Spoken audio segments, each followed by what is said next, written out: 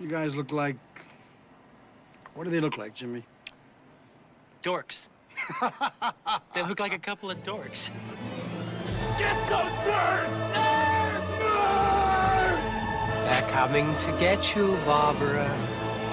What? Are you kidding? We got us a family here. Can you dig it? Can you dig it? Can you dig it? You are listening to the In the Mouth of Dorkness podcast, the official podcast of the Alamo Drafthouse Winchester. Welcome to another edition of the It Modcast podcast. Joining me is Lisa Gullickson, Wife Dork. A naked American man stole my balloon. And also joining us is Brad Gullickson, Mouth Dork. Have you ever talked to a corpse? It's boring. And our host, Darren Smith, the Disco Dork. When you love something, you shoot it in the face so it doesn't become a flesh-eating monster.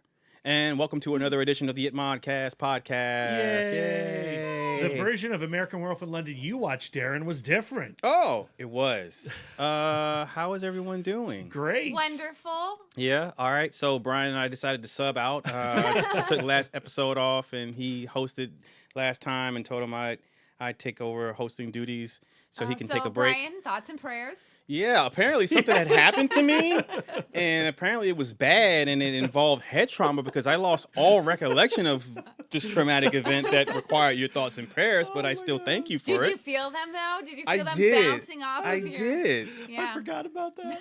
I was laying in bed, tingling all of a sudden, like, ooh, something. Was this thoughts and prayers going on my spine? What is that? So thank you for all that. Yeah, thoughts everyone. and prayers to Brian in this difficult time of working. Yeah, Of making that money. making that money, right? So how has everyone's weekend dork been? Oh, man. So good. This has Yeah. been a great weekend, Dork. Right? Very full. Yeah, I will agree. Yes.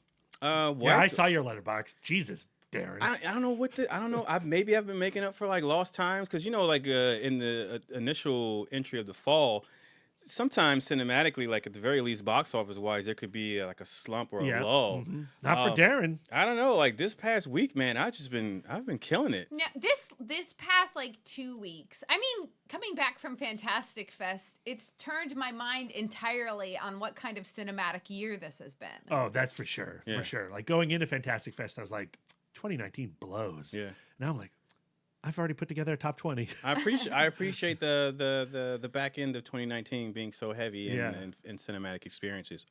Speaking of which, let's get into your weekend dork. Yes. Most of my actual week in Weekend Dork has been spent scraping my way through Netflix documentaries. Brad and I just downed Inside Bill's Brain, Decoding Bill Gates. Oh. That guy is crazy. I love this setup. So this is a mini series. It's 3 episodes, and we get the story of Bill Gates' life, but it parallels it with his current philanthropic pursuits. So, like in the first episode, you get to hear about his childhood and how he really had particularly when he was a young teen, a real strained relationship with his mother because he was so brilliant, and it just didn't make sense to him that his parents would have any authority over him. So, like, I remember when I was in the classroom and I would have kids that were kind of like that, who's like, I called them kids who see the code, kids who understand that I can't, spank them or throw them in jail or, make them miss lunch or anything. There's nothing really I can do. Yeah. So he was like that with his parents. Like, I really don't understand why I have to obey these, brain equals. Why can't I think of a better word than that? I mean, because I'm talking about Bill Gates, which makes me feel like a dum-dum. But then that early part of his life was paralleled with his pursuit for better global sanitation. So sanitation is this area where we have this blind spot because it's yucky. And the sanitation that we have in the United States is more or less impossible to set up in the third world because it involves a lot of infrastructure. Yep. So if you're going to have this vast sewer system, you have to have the resources to, you know, Maintain it. and then send it to a treatment plant, which requires a lot of space and a lot of workers and things like that. So he has been incentivizing invention in the area of toilets. And so so he has kind of like a space prize, you know how they've done that, like if you send a rocket to space, we'll give you like SpaceX or whatever. He has a similar contest for people inventing new toilets that don't require any infrastructure, that are essentially self-contained. They don't require you to take, you know, the waste and take it to a second place. It's all done within the body of that toilet. And so somebody invented a toilet that takes the water waste, purifies it to clean water, and then takes the solid waste and turns it to ash. What? So so you could just, now the issue is, how do we make this toilet cheaply, and where do we make it? So that's the issue. But that's something that you can place in a home, or place in every couple of homes, and change the longevity of children. Why? Like, Why is that children, person not well known? Who came up with that? Right? And I had never heard of it. And the main killer of children under 5 is diarrhea. Like, where it, you know, because they're just playing in raw sewage. Yeah. You know, because most of it, like, in places like this, in third world countries, like, there would be like kind of portal type of things where you go and you shit in that, and then it just kind of piles up. And then once it gets too smelly, people can't use it as a bathroom anymore. And so, and, you know, there's like just human waste going into waterways, and, you know, that's the same water that they use for everything. And I've seen that. So it's really beautiful. And it was also beautiful to see the partnership between Bill and his wife, and all of that was super cool. So I super recommend that. He's still a maniac, though.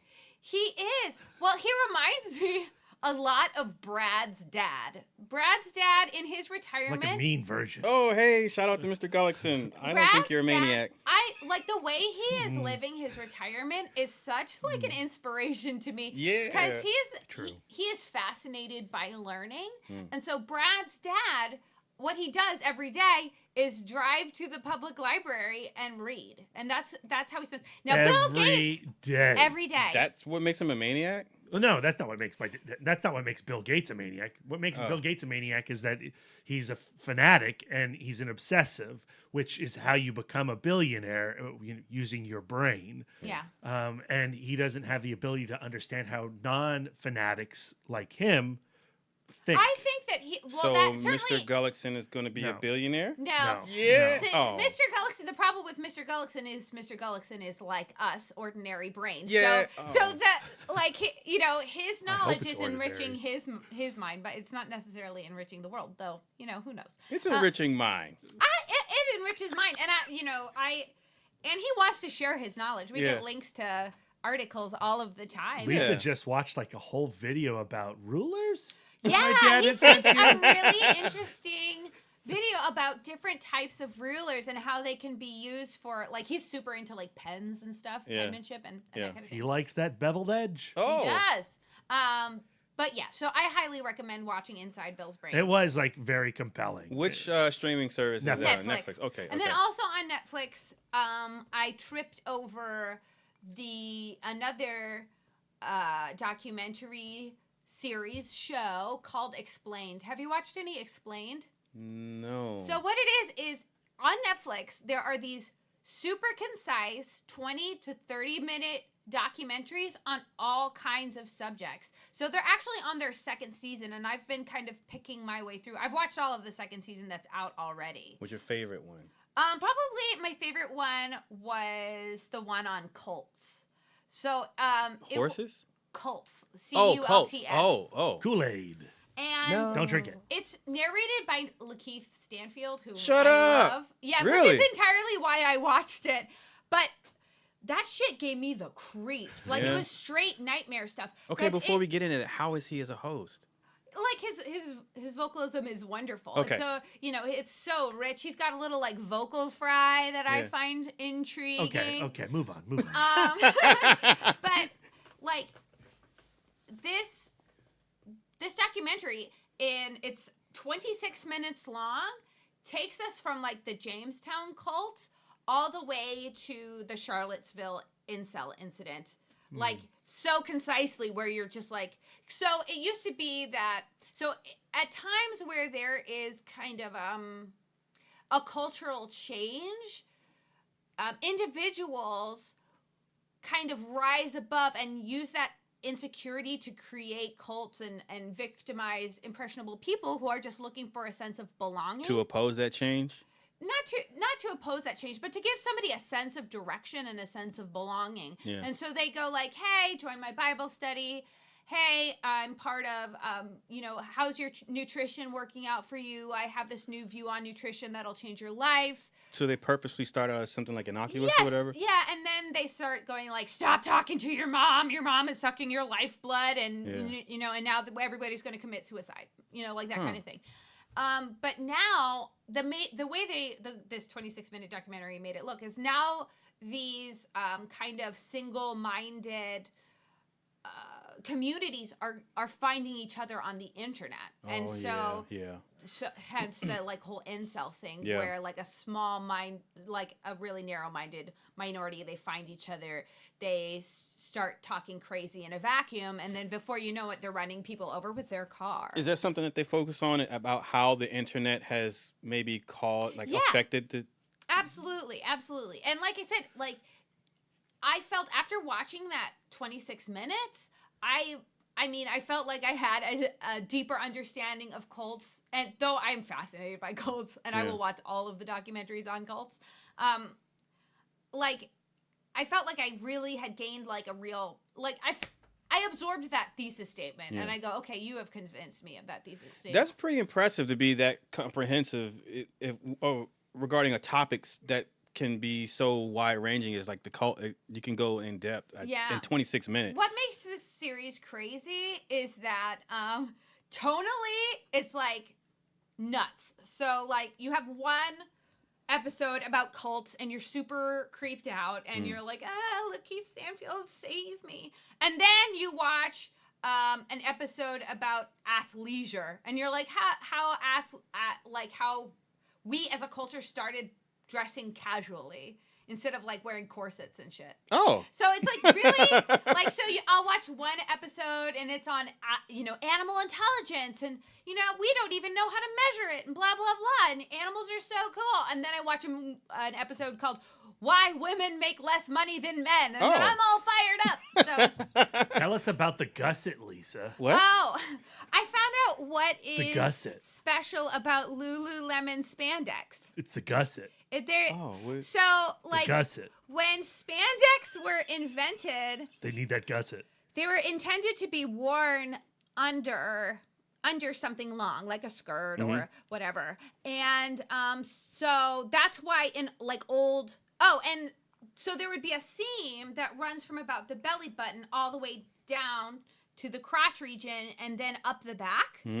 But that would create what's colloquially called a camel muzzle on women.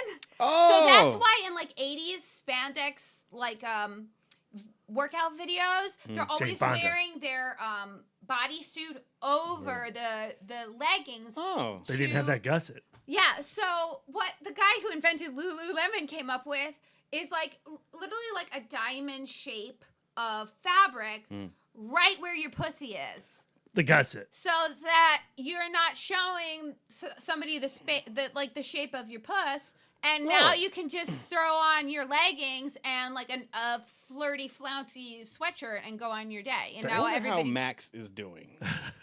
Shout out to Max. Anyway, Max, you need to know about the gusset. all right. You're welcome, You Max. could, yeah, but now I think about like I don't know, because like I'm a little old fashioned, Yeah. and I guess You don't want that gusset. You want it out there. No, I think about my kind of conservative upbringing, and I go like, leggings aren't pants.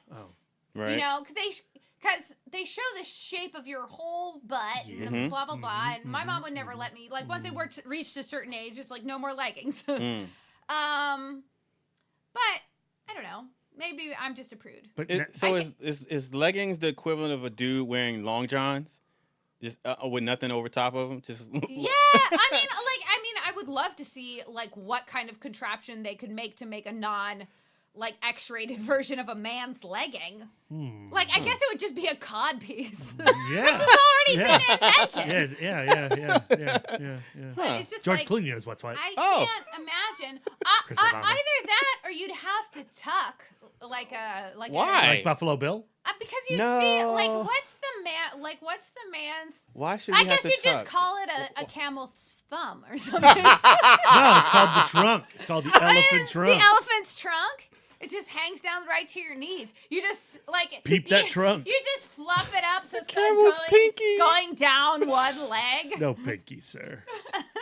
It's at least an index. Oh my But, yeah, so I've learned a lot. All right. But on Saturday we did go to Baltimore Comic-Con. I totally forgot that was this weekend. I failed as a Well, human. in years past, we've been failing several years in a row. We've missed it 5 years at least. Because it's conflicted with Fantastic Yeah, Fest yeah. and then Lost Weekend. Like, October for the film lover is a busy time. Yep. September is busy. It's land in No, usually it has been in September during Fantastic Oh, that Fest makes sense. and Lost Weekend. Okay. And they moved it a month to October, much colder. And they also did move it to the same weekend as a Baltimore Marathon. Yeah, so on getting in- Saturday, Yeah. very difficult to find parking. Really? It's hilarious because the convention center was right in the loop that was blocked off for the race. Oh. So Brad and I are like, wow, we're making amazing time because we wanted to get there early. We got there so quickly. Because we wanted to we wanted to finally meet Tom King and Mitch Gerrits. Yeah. From Mr. Miracle. So we wanted to get there early and get in line. And so we drove to Baltimore in no time flat. For those of you who know where we live, one, that's not appropriate. That we have boundaries. We're human beings too. But also, it took us about an hour and 15 minutes to which get is to Baltimore. pretty darn good to get to Baltimore. Yeah. Yeah. But then to get from the outside of that. So you know where Camden Yards is? Yeah. So if you're on 95 and you're I guess it's 395. Yeah. And you pull on there and then there's Camden Yards on your left. And it's like a football field's distance to the convention center from Camden Yards. Took an hour Local To walk or to to drive. drive? Because you're on the freeway still. Oh, yeah. So just to get in, a football field's distance into Baltimore took us an hour. Yeah, but we did get our windows washed in the meantime, We which did. was Oh, very we did. nice. All We right. gave that guy some cash out of our wallet. All right. I'm not going to get the credit and have. You know because what I'm was getting credit on awesome the about podcast. that is when he got done finishing the windows, he did a little heart. a sudsy heart on the corner of our window. Yeah, it was so cute. I was It's like, still that's cool. there. It is Which so I guess cool. is anti-clean window, but it's still really sweet. So it took us a long time to get in. Jeez. But we were able to get in, and we walked to get right in line. Though there were several people in line There's by about the time we got there. 60 people in front of us in the not Tom bad. King, Mitch Gerrits line. Yeah, not bad. They were going to start signing at 11, and it took us about 30 minutes, 40 minutes to get through that line. Yeah, and Brad was very sweet. He held the line because Brad went on Friday. I went on Friday with my dad. Yay. And so he let me go and pick around, and I started looking at comics, flipping through stuff, and meeting those guys, I was super nervous because He's such a Mr. dick. Miracle, that book is perfection. It's everything that is wonderful about comic books. It's self-referential, it's sensitive, it takes a view on it's a really good couples comic because Mr. Miracle and Big Barda, they are in love and they are Have you done that one on the yes, couples? we have. Okay. It was our first bonus episode. Yeah, we did it last December. And so Brad and I have seen Mitch Gerrits and Tom King at other conventions. Yeah, they're always at Comic-Con. They're at AwesomeCon. Both times the lines were absurdly long. Insane. So we waited in line. Brad found a friend. He was chit-chatting. But you were nervous, Lisa. I was super nervous. So And so why? You've talked to Bong Joon Ho. You've talked to Takashi Miike. Yeah, like it's all downhill Yeah. from there. What the fuck? That's different because, like, I have some kind of credential to talk to them. They're like, well, you know, they were on a schedule, so they must be worth Your talking credential to. is you bought their book. You read Yeah. their art. So Mitch is first, who is the artist. And so I go up and I'm like, I just have to tell you, we really, really love your comic. You know, after we open it up, I'm like, sign it to Brad and Lisa. And so he goes, what's your favorite part? And then suddenly the entire book just went out of my head. Like, and all of a sudden I look like a fucking liar because I'm like, Eventually don't. I came up with. I cut you off because I saw that you took a pause, and I went, oh, well, I love the veggie platter sequence. The dark side in a 9-panel grid is eating a veggie platter. Which while is he's having unfair parlay. because we had bought the print of that. So it's just like, okay, well, now you've made the one reference that is visually like. So that's, I hate to break the news to you, but that's how you work through nerves, Lisa, is you use the objects around you to start the conversation. But yeah, And so- then I said, but honestly, my favorite part about Mr. Miracle is the revelation that occurs over the course of the book as you learn what the meaning of Brad dark did side not say is. all of that. Say all that. Yes, Lisa. He didn't say all that. Okay. Yes, that's exactly what I That said. is not exactly what In you those said. words, word for word. No, it's not. Oh. I spit out like the like when Big Barda, like they're in this like huge like infiltration scene and Big Barda breaks it to, why can't I remember his first name? Because I'm talking about the book. Scott free. Scott Frey. That's the easiest thing to remember. So she tells Scott that she's pregnant in the middle of this huge chase scene. And I said that, but I didn't say it in those words at all. I was just like, the birth announcement in the chase. I'm like, oh, God. You know what you meant. I know. But But then Brad is like, I also like Dark Side Is. no, that's not what I said. I said it like I just That's said. a great brand. Yeah. And like Brad and I had nervously, like, we just came out with these super rad business cards. Shout out to Aaron Prescott who did that design for us. They're crazy dope. They're so cool. Yeah. For our other For our, podcasts. comic book couples counseling. And so Brad was like, well, we did an episode. Yeah. I said we actually have a podcast called Comic Book Couples Counseling where we evaluate comic book couples and apply a relationship book to the conversation. So I told him, yeah, we did with Mr. Miracle, we did the 5 love languages. And then he said, well, do you have a card? And we're like, boy, do we. Just for you, we printed out these cards. Yeah. And we gave him a card, and we gave Tom King a card also. Yeah, and Tom King also super nice. By the time I got to him, I'd worked through some of my nerves on Mitch. So And because we bought that print of the veggie platter sequence from Mr. Miracle, Mitch, we asked him, can you sign it to Brad and Lisa? And he goes, yeah, sure. And he stared at it for a little while, like 5 seconds. And he goes, I'm going to try something new. Okay, if I try something new? this is so cool. And I was like, well, yeah. He's like, if I mess it up, well, you can have another one. Oh, yeah, sure. And so, like I said, it's a 9-panel grid of Darkseid's face and various expressions as he's eating a veggie platter in this book. It sounds absurd. It is absurd. It makes sense in the context of the thing, and it's awesome. It's amazing. So he takes a whiteout pen and he traces a circle above the second to last Darkseid face, the middle one, and he starts to fill it in with whiteout. And he goes, I'm making a word balloon with whiteout. And Tom King's like, dude, that's going to take forever to dry. He goes, no, we'll get it. We'll dry it. And then so he fills out this real thick word balloon. Then he takes a Sharpie and he traces the word balloon with a black pen, with a black Sharpie. And then, he blows on it. We're chatting with Tom King during this. We're chatting with him. The line behind us is growing longer. I felt a little guilty about that. But Tom King jumped ahead and signed other people's stuff while he was doing the art.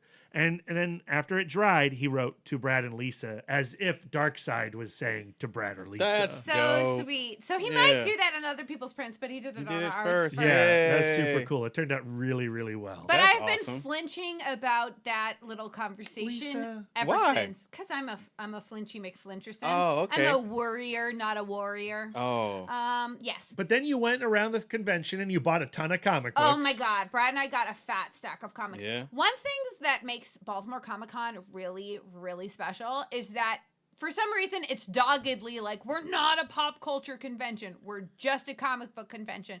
So there are tons of comic book vendors and they're selling $10, $5 trade paperbacks, So many $5 trade paperbacks. $1 back issues, all of that Yeah. stuff. So Brad and I spent the majority of time just flip, looking through comics.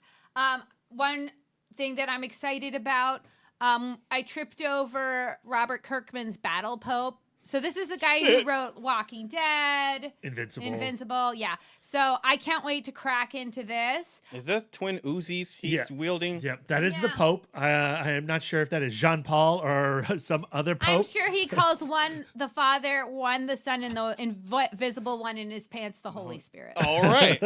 So I'm super excited about that. Yeah. Another thing that I'm really excited about is so their theme this year is Black Sad. Have you ever read Black Sad? Mm-mm. It's absolutely awesome. It's like a noir mystery comic book. Is that a cat man? It Yeah, is. except it's a cat man. It's all anthropomorphic animals set in like a Maltese Falcon universe. Oh, shit. So, so I'm trying to read the name of the artist. Wanjo. Gordon this Gordon- is just like an art yeah, book. it is. So they took all of the artists who were coming to the convention, and they all did their own interpretation of Black Sad. Oh man. And I don't know if they have always had this. I have not seen it before, But I we think- we haven't been there for 6 years, so I think that this is so cool, especially because nice. Black Sad Yeah. is not like Batman or something. He's an Right. obscure character. Yeah. yeah. And Guarnido was at the con, which is the first time I've ever been at a convention where he was there. Yeah. And so of course I bought his art book and had it signed. He's like the Spanish version of Kim Jong-gi. He's a master, he's a legend, his art is top tier, and he doesn't he doesn't tour the con circuit. So that was really, really cool. And what a brilliant idea on Baltimore Comic-Con. And they Yeah, that's included awesome. with the purchase of this yearbook, like a kind of like bingo sheet where if you got all of the signatures of all of the artists in that book, that you get some kind of prize. But of course, this was the last thing we bought. But if we go to another convention and they're doing another rad character like Black Sad, I want to do that. 'Cause that sounds super fun. I always skip the con exclusive table, right? Because the con exclusive table is usually like T-shirts and cups and crap. I didn't know they had like art books with all the artists interpreting, a singular character. Like, what a brilliant idea! This year, this is pretty badass. Yeah. I wish like I San Diego Comic-Con had like a yearbook we type wonder deal. Maybe Do it does. Does San Diego Comic-Con do I've that? never heard of it though. Never don't seen it know. But online. if Never there's seen like a pictures. series of these, I would just buy these on eBay. Right, I like think what they're does so 2018s fascinating. look Yeah, like? right, This is right. awesome. So that's a super cool thing. This is awesome. You mind if I tell my the dad Yes. story? So on Friday, Lisa couldn't go. She was too busy making all that bacon for me. Oh, Tastes so good.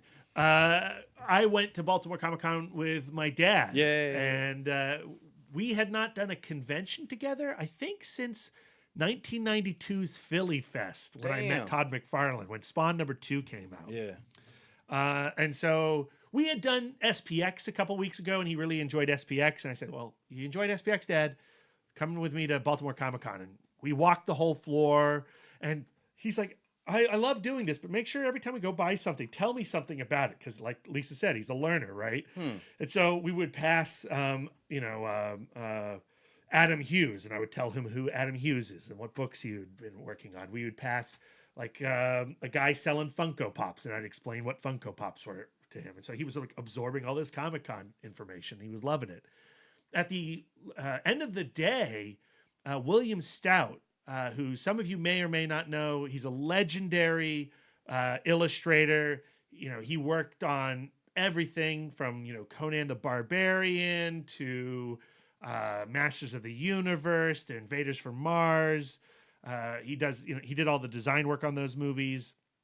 He did, some of the most famous poster illustrations for, he did the poster for Rock and Roll High School and the William Katt movie House, Wizards, the Ralph Bakshi animated film. You see those images on hats and T-shirts all over the place. He designed the Tar Man in Return of the Living Dead. So he's a legend. Yeah. And he had his talk, and his talk was, it began when he first saw King Kong as a child and how that sent a shockwave of creativity into his brain and how it has rippled through his life.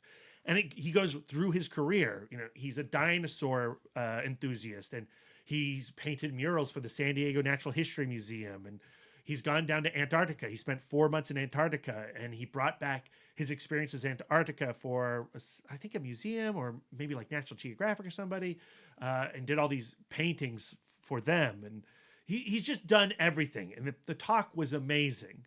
It's at 4:30 in the afternoon, Friday at Comic-Con, including my dad and me.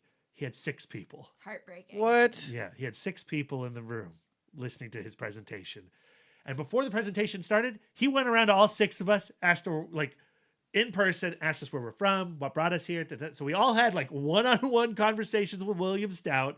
And he goes like, well, it's time to go. I guess you guys ready to hear my presentation? All 6 of us were like, yeah. And he went and he did an hour-and-a-half presentation on his life, which is unbelievable. And the fact that only 6 people were privy to it is a goddamn crime. That's fucking And I crazy. blame Baltimore Comic-Con, you know, because they had 10 panels on Friday. Yeah. On Saturday when we went, you could hear them announcing all those panels all goddamn day long. Friday, they never announced a panel. They had them in the ass end of the convention center, no signage. You had to like really bust your hump to find him, what yeah. the room he was in. And they had no help up there guiding people over. Like, if That's I had crazy. William Stout at my convention, I would be dragging people off the street to see this guy. No social media presence? Yeah, Like, social hey, media William- presence for Baltimore Comic-Con through the whole con was super weak. That's crazy. You knew Jim Lee was there. You sure Yeah, knew but- Jim Lee was there. And you knew that Wanjo was there, but actually not even really, you know, outside of the yearbook. I mean, like they weren't doing too many announcements. But no one knew William Stout was there. And then he was in the convention selling his stuff. And thankfully, on Saturday, he was doing a business at his table. And he probably should have had his panel on Saturday. Yeah, I think. Yeah. You know, Friday, the convention doesn't open till 1 o'clock. It only goes to 7 o'clock. You know, most people aren't there. Kids aren't there because kids are in school. Oh, yeah. people are working. People are working.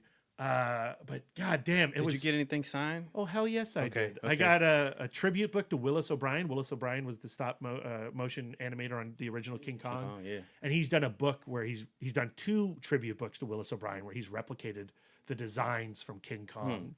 And he signed it to Brad Bala. And Bala's what is the director's name in King Kong? I blanked on this earlier today when I was talking about the books, and I can't remember now. But that director, when he goes to Skull Island, he asks like the captain, like, how do you say hello to these people? What do you say hello? He's like, oh, we say Bala. And he goes to the Skull Island natives, Bala, Bala. And it's this super disingenuous thing. Yeah. And like the way Lisa was nervous about meeting Tom King and Mitch Gerrits, I was pretty nervous about meeting William Stout at his table. And when he's like, oh, do you get the reference to Bala? And like, my mind went blank when I was talking to William Stout. Yeah. And I was like, no. And then he relived the scene for me. Is it Carl Denham? Yeah, Carl Denham. Denham. Carl Denham. Yeah. Thanks, Google. And so, yeah, Bala. So he signed it to Brad, Bala, William Stout, 2019, Baltimore Comic-Con. Super cool. He's got, and what's really neat about William Stout is he's into the science of paleontology. And so when the science dictates that dinosaurs look different than what we thought, there's feathers, their coloring's different now, he changes his dinosaurs. So the dinosaurs he's drawing today are not the dinosaurs he was drawing, 50 years ago. Right. And so often you meet illustrators who get caught in the idea of what a T-Rex looked like when they were children. Yeah. And they just keep drawing the same T-Rex over and over again. And Stout has evolved his dinosaurs. And he has a new book out for children called Dinosaurs Discoveries A to Z. And it's all the new versions of all the dinosaurs you thought you knew what they looked like. Yeah. Very, That's very cool. That's cool. And because there was only 6 people at his panel, of course, I knew there was going to be a Q&A. I was like, well, I got to ask him a question. We all better ask him a question, right? And I was the first person to ask him a question. And my question to him was, when you were a kid and you saw King Kong and it sent this shockwave of creativity into your brain, what was the last piece of art that did that for you? Was it going down to Antarctica? Was it a movie you watched, was a book you watched or read, a comic book you've seen, piece of art. And he goes, you know what it was? It was Spider-Man Into the Spider-Verse. Yeah. And dude, of course, like I lit up. And I think I was like, oh yeah, same. Yeah. And, you know, I sat front row, of course, because there's only 6 people. Even though there's 6 people in this theater, people are sitting like in the back row. I was like, guys, let's all huddle at the front. Come on. Yeah. And he talked about how he was amazed by Into the Spider-Verse from a form standpoint as well as a character standpoint. How he was not at all interested in seeing the film originally, but his son said, Dad, you got to go see Into the Spider-Verse. It's going to blow your mind. And, you know, he agrees with the dorks that there's no animated film quite like Into the Spider-Verse, and how it really does feel like a revolution of the animated form. Yeah.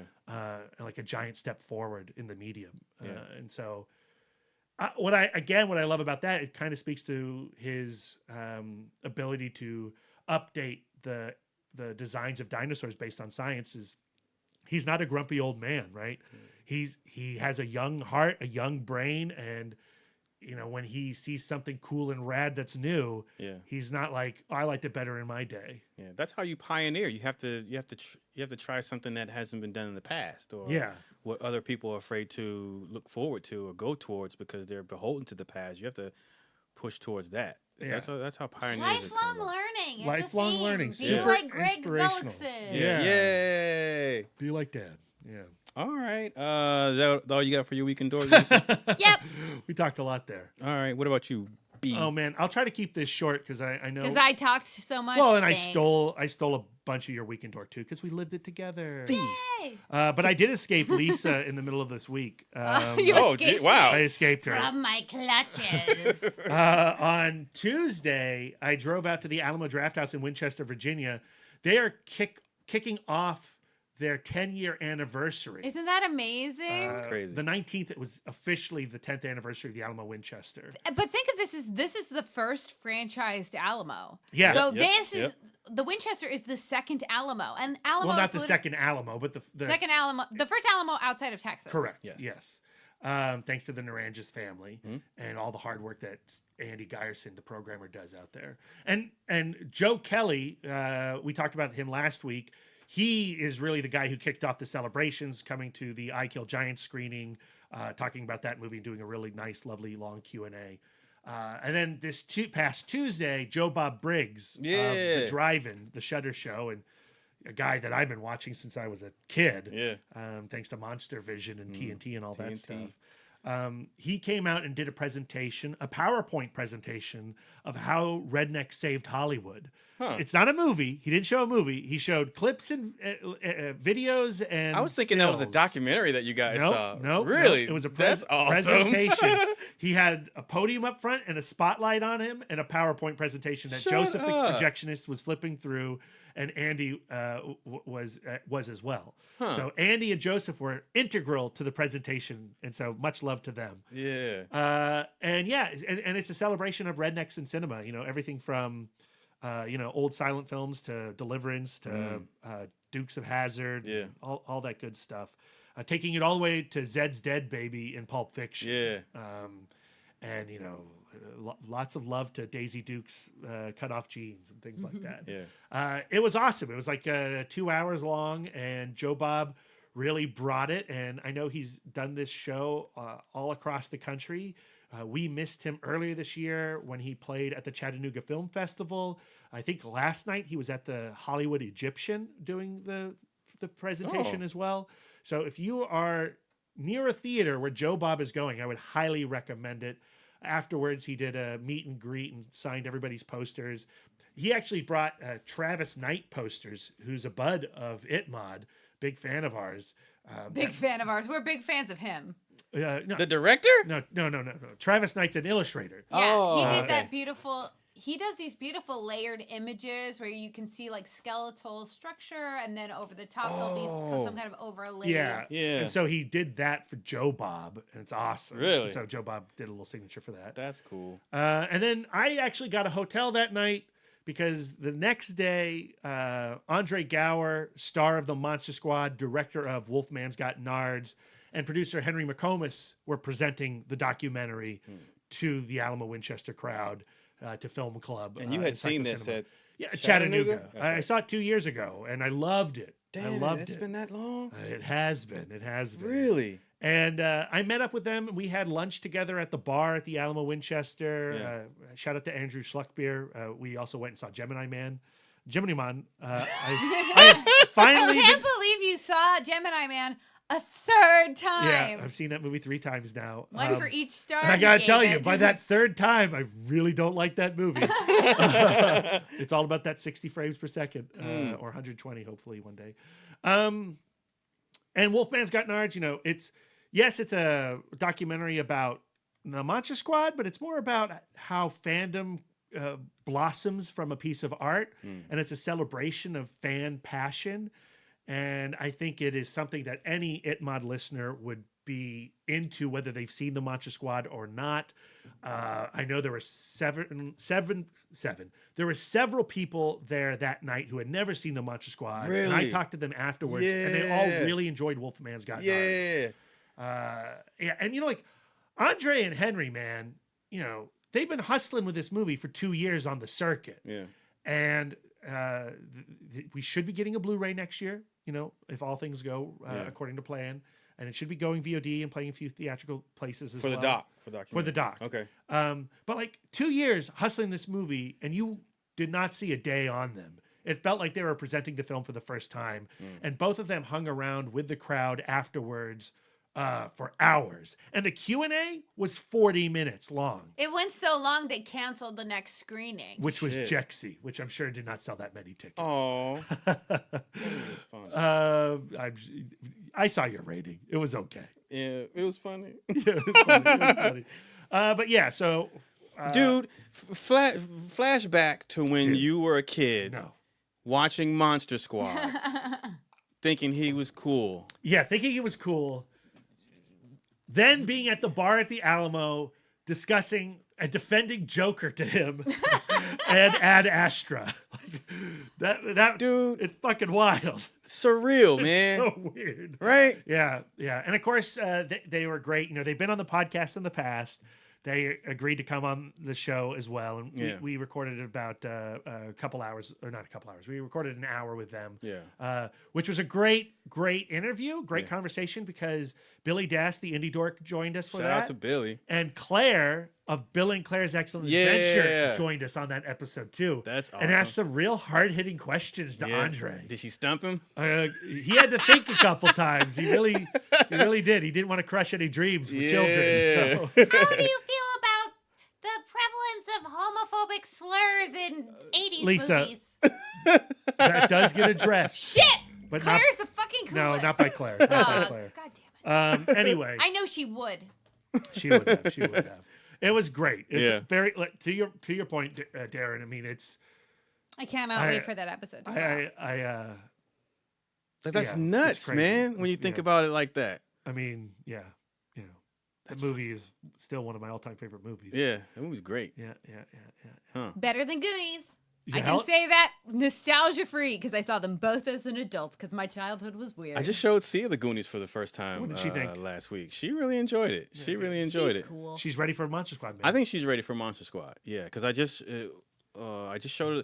We're getting into like watching like scarier stuff. I just showed her the first Zombieland the day before yesterday.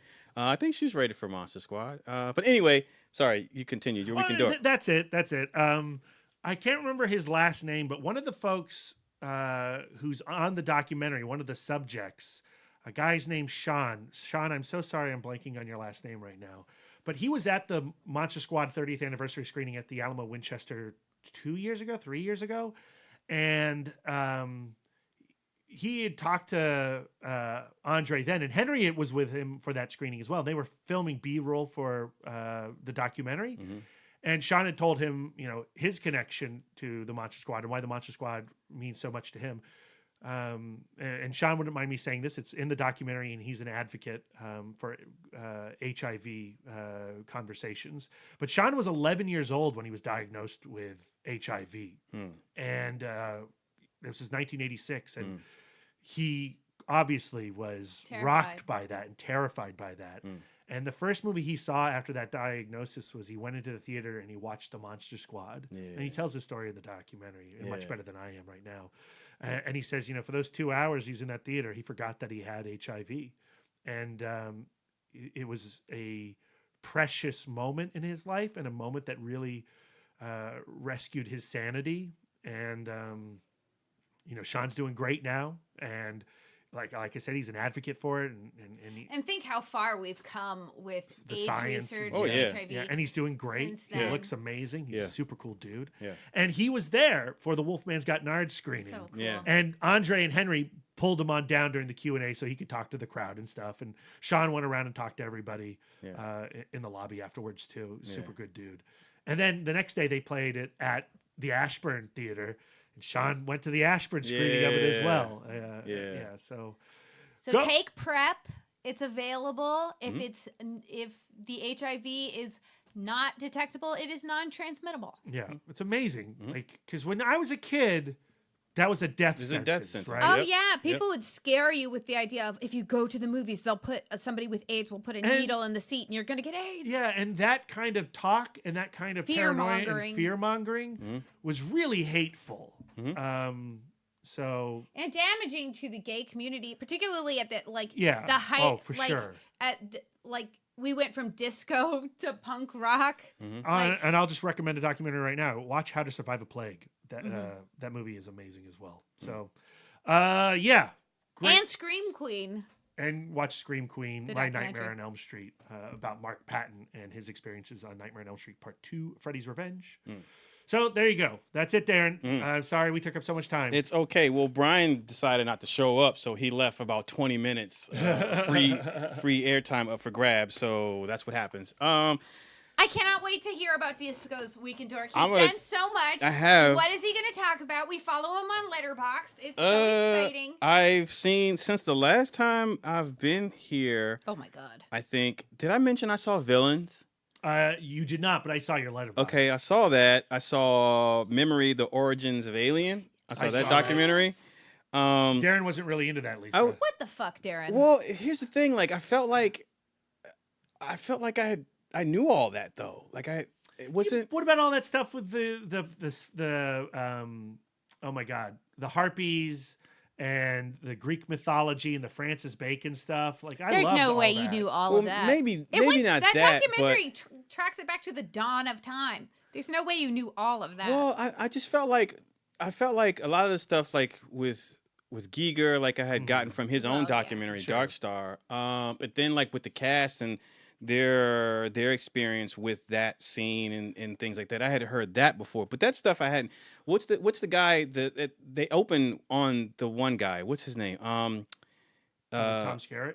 No. It's the guy who wrote Oh, Dan O'Bannon. Dan All that O'Bannon. Dan O'Bannon stuff. Right. Yeah. So it felt like it was weird because it felt like it was going to be a documentary about him. Maybe it should have been, but I don't know. I think maybe I went into it thinking it was going to be specifically about just. You thought it was gonna be the chest burster sequence.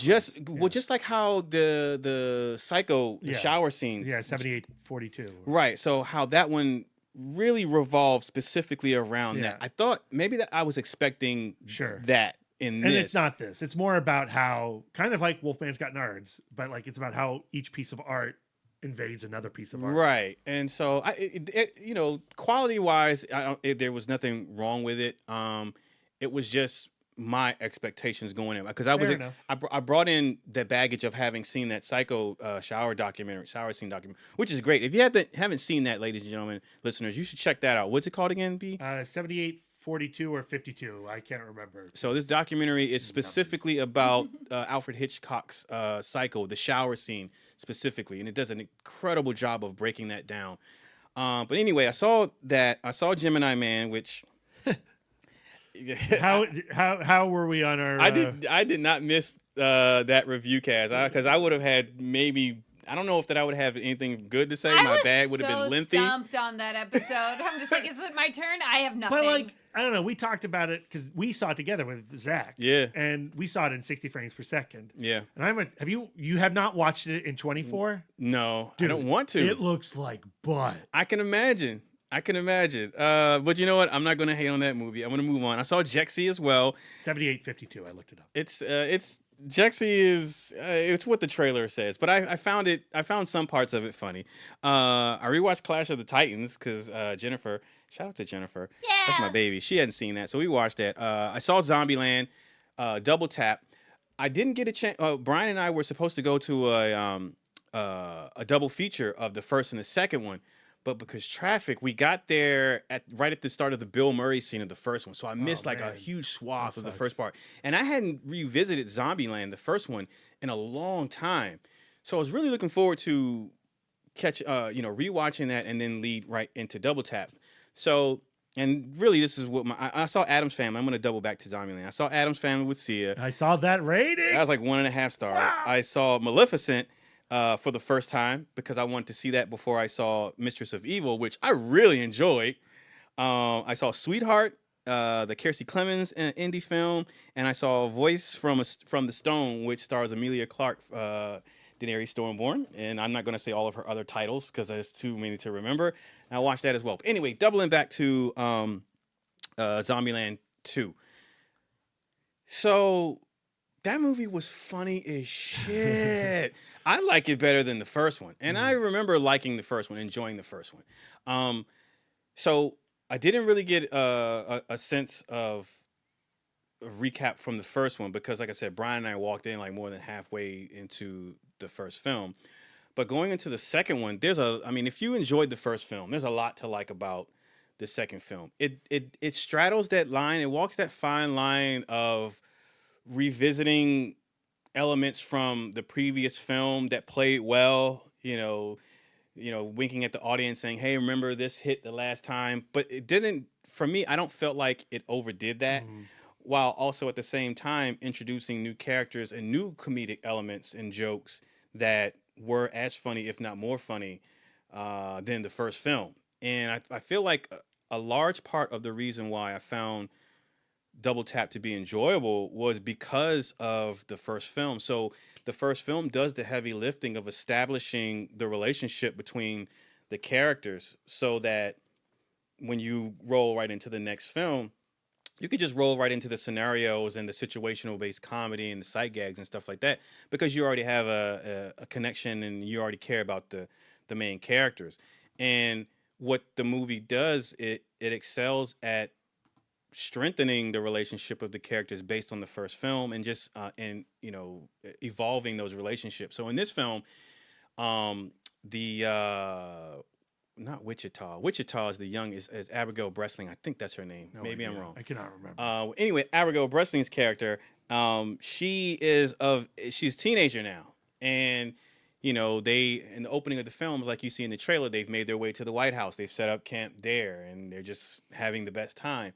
But she's a teenager now. She is younger. She's not as old as Tallahassee, but she is younger than her sister in Columbus, Jesse Eisenberg's character. She's just like so Jesse Eisenberg has Emma Stone's character too, that they're a couple now. And so he has her, and both of them, Emma Stone and Jesse Eisenberg, have Tallahassee in a way they're more closely, they can kind of relate to him as far as close as he'll let them get to him or whatever. But Abigail Breslin's character, she's in the middle. She has no teenage girlfriends to relate to, no boys to, have her growing hormones, adjust to or whatever. And so she's like, she wants to go off and do her own thing and be a teenager, right?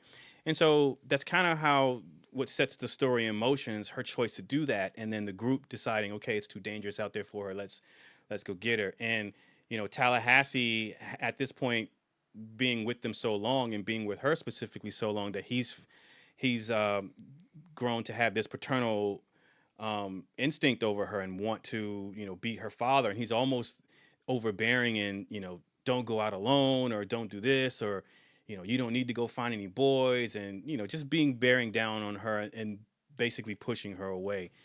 So to me, that plot element only works because of the first film existing and them having spent time together and even though there's a period, the movie time passes in real time between the first film and this film, meaning whenever that first movie came out, that's the amount of time that's passed in the movie. You know, Oh, as I'd far have to with Abigail Breslin growing up. right. And so with that, you know, it's implied and understood that the bonds have grown to where we see them in the first film, and it also makes sense that if she has been up under Woody Harrelson at Tallahassee's constant, you know, overbearing, that it's gonna at this point, you know, the boiler is going off, right? So then that's what sets them on the, you know, on another road trip to you know, out from the White House, to get out on the road to bump into new people. I will say, like, I'm not gonna spoil the film, but I just like my favorite part of the film, the what I had the most fun with, is two parts. Stay for the stinger, the mid-credit sequence, because it's a callback to some dialogue that happens in the middle part of the movie that is a callback to something that happens in the first film. But that scene in the trailer when Luke Wilson and Thomas Middleditch step out, that scene begins like a nice portion of the middle segment of the movie leading into the third act. That shit is fucking hilarious. It's hilarious because they really do, because in the trailer they play the scene is playing for, you know, it's going at the similarities between Luke Wilson's character and Woody Harrelson, and Thomas Middleditch's character and his similarity to Jesse Eisenberg, just their mannerisms, the way they talk, the things that they're interested in, how they think. And so they play that up to great comedic effect for like the remainder of the second act. And that shit, it just goes, like, it gets crazy playing off of that. Unfortunately, though, that portion, also another portion in the film, is not VF. Oh no! And like it was so bittersweet because I just couldn't help but think, God, like, Lisa's gonna fucking love this. She's not gonna love this movie. Oh my God, she loved this. Oh, now she's not gonna love this. Oh, she's gonna love this. She's never watching this movie. So it was so bittersweet watching it. I don't need to see every movie that You don't, unfortunately. I'm But so neurotic. with the introduction, you know, there's a new character named Madison, and she is the one in the trailer who has on the all pink, and she plays like the I don't even know what to call it. It's like the 2019 Valley Girl, but it's not a Valley Girl. Blonde. Sort of like that. She's the funniest thing in the movie. She stole the movie. Oh, like, nice. not just for myself, but like you could tell like the audience like really responded to her. She's great. So the introduction of her and Rosario Dawson's character. Oh yeah. I feel like Your girlfriend's in this movie, Brad. I feel Gotta like see it. oh, you got to fight Brian over her. 'Cause, yeah. So anyway, I feel like I'm stronger. when I was mentioning like the movie walking that fine line of calling back to some moments that the audience responded to in the first film while introducing new elements, I feel like with those two characters, that's what this movie did very well in, because with those two characters, you needn't rely on stuff from the first film. Those characters in and of themselves were new personalities, new dynamic, new character to introduce new character dynamics as far as relationship wise between all of the characters. But also they lent to opportunities for more jokes, and I feel like all of them hit, especially the character of Madison. She was freaking hilarious. She's just a fun character. She just injected, and because at this point there's a kind of a schism growing between Jesse Eisenberg's character and Emma Stone's character, and so that leads to some tension. But Madison's character injects some levity and like a crazy amount of humor into the proceedings, and so she makes the movie more fun than it already is.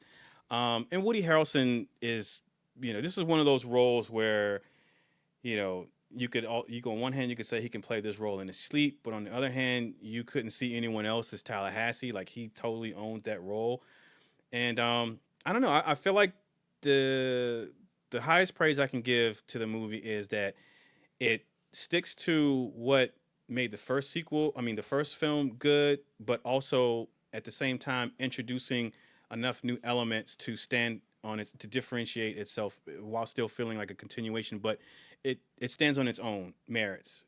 And so yeah, I really enjoyed Double Tap. So Yay!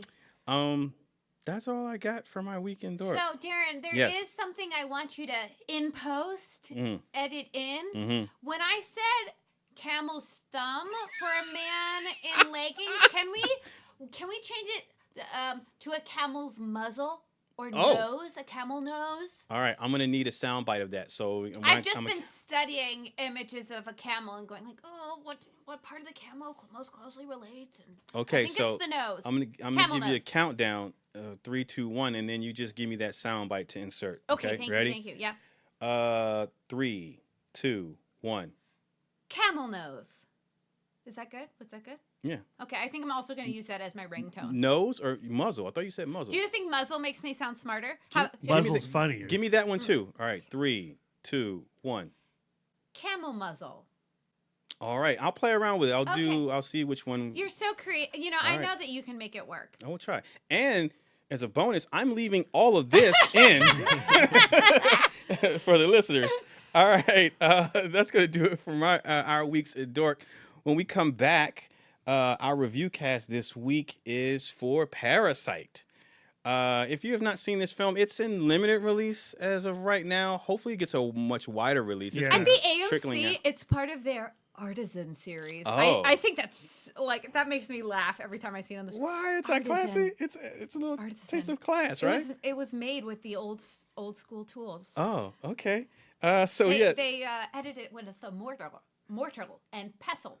Mortar and pestle. Okay. Mortar and pestle. Mhm. This is like the first episode in a while that I have not been drinking, and yet my Oh. performance is the same.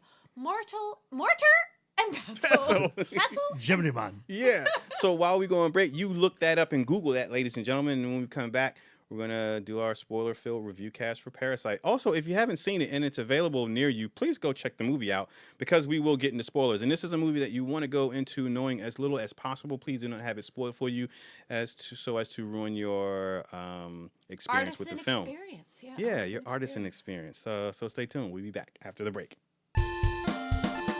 Hey, this is Liz from People I Think Are Cool, a bi-weekly podcast where I interview my favorite creatives from across the globe.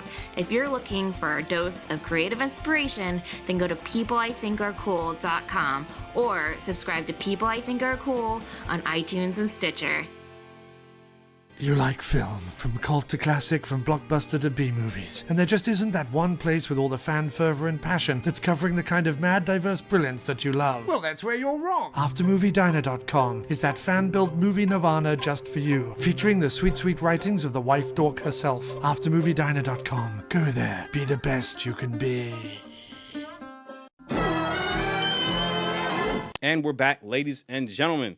Our review cast for this week is for my most anticipated film of the fall. If you have any recollection of our fistful episode of our most anticipated, this was my number one. It is Parasite. This is a film that you got to see at Fantastic Fest. Wife Dork, did you also see it there? I did, and I loved it. Turns out I slept through a little bit more a little bit more than I had even thought I had slept through. Yeah. So this was like an extended cut for me. So you did a rewatch today? No, yesterday. we watched it yesterday. Yesterday. Okay. And Brian also saw this as well. He how many enjoyed stars did he give it? Brian gave it 4 stars. Okay. Correct, Brian. Okay. Correct. Directed by Bong Joon I Ho, disagree. who also directed Mother, also directed Snowpiercer, also directed Memories of Murder, and The Host. The Host. And Okja. Lisa loves And I love Okja. Okja. And Okja. Okja. He is one of our favorite directors here at ItMod, and so it is Friend of the pod. friend of the 'cause we did podcast. do, Oh an my interview gosh. with him Oh at my Fantastic gosh. Fest. We have become an artisan podcast. That's our artisan episode. That's part of our artisan series. Darren, though, Yeah. you know, it being your most anticipated Yeah. film of the year, Yeah, you yeah. withholding your rating on Letterboxd because Yeah. you did not want Brad or Lisa to Brad see is it. completely maddened by this. Yeah. He's been doing nothing but staring at his phone. I know. Refresh. Darren knows. I He know. knows it drives me crazy. I know. But anticipation is a hell of a thing. It can is. really mess with you. We've talked about that already on this podcast It in terms is. of memory, the origins of Alien. Yeah. Did you like Parasite? I will say I liked Parasite. This is Oh no. we're gonna do our we'll do our good and the bad, the ugly. But before we do that, I will say I think what happened. I have to watch it again to make sure that this is I'm 100% on this. I think what happened is both you and Brian, this thing we talked about earlier in the episode, like both you. No. I'm just saying, like we said it's the best Bong Joon Ho film. You said a really high bar for this film, like for my expectation. But to be fair, not just you, like everybody, Rotten Tomatoes, like everyone. Like he's the first Korean director to ever win the Palme d'Or at Cannes for this film. Yeah, so that's a big deal. But also just the cinematic social media landscape, like everyone has been raving about this film. So it set a really high bar, and dangerous place to be. It is a very dangerous place to be, and I feel like because sometimes when that happens, I can be conscious of that, and I can go in saying, "All right, I know everyone is saying this, but let me just go in not expecting that. Yeah. Let me just like go nothing's going to touch the host for you, right? That's your favorite Bong Joon Ho movie." Yeah, and so I tried to do that with this movie, and when I could feel certain elements of the film not measuring up to that, I could tell that I honestly feel like after watching the film, I feel like if I go back in now, because this movie goes places that if you don't watch any trailers, you said that they were in the second trailer. Did you mention that in the second trailer there's an element that kind of is spoiled in the second half of the film? I can't remember if I said that or not. I don't believe so, because when I watched those trailers, I never read the subtitles. Okay. And I barely paid attention to it because of how much I was anticipating the movie. So anyway, don't read anything, because there's elements in this film, like in the later half of this movie, that kind of go into unexpected places. So anyway, I feel like now knowing what the movie is, where it's going, and what it's speaking upon, I feel like I don't have my expectations can obviously be managed, because I know what to expect now, and I can take the movie on its own merits as opposed to trying to pull double duty in taking in the story and the film in itself, but also comparing it to what everyone was saying. Okay, and constantly gauging your own experience. Exactly. That's got to be distracting. Exactly. And for me, for someone who overthinks everything, that was a huge distraction for me. We were talking about this before we did our podcast, but we were saying how, honestly, movies aren't the movies we love until it's been some time, right? Right. Like, my favorite thing to think about is, what will we be talking about regarding Parasite in 10 years? How will we see Joker in 10 years? Yeah. How will we see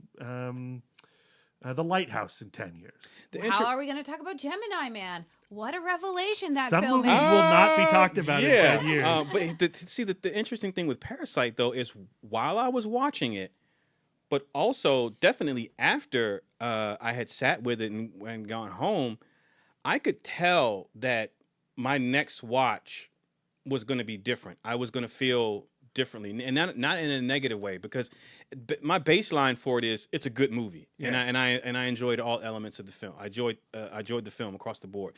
There are some things that maybe I either have questions about or here and there, but in no certain terms do I think like it's a bad movie or 2 or 3 whatever. I should have been more like you after you saw Split. Just been like, go see it. You should go see it, Darren. Go see it. Yeah. Don't be the asshole that Brad can't. No, is. but Brad cannot. His joy cannot be contained. But I can't wait for you to watch Primal. It's the best film of the year. But I respect that, though. But that also just speaks to. But I can relate to that level of enthusiasm.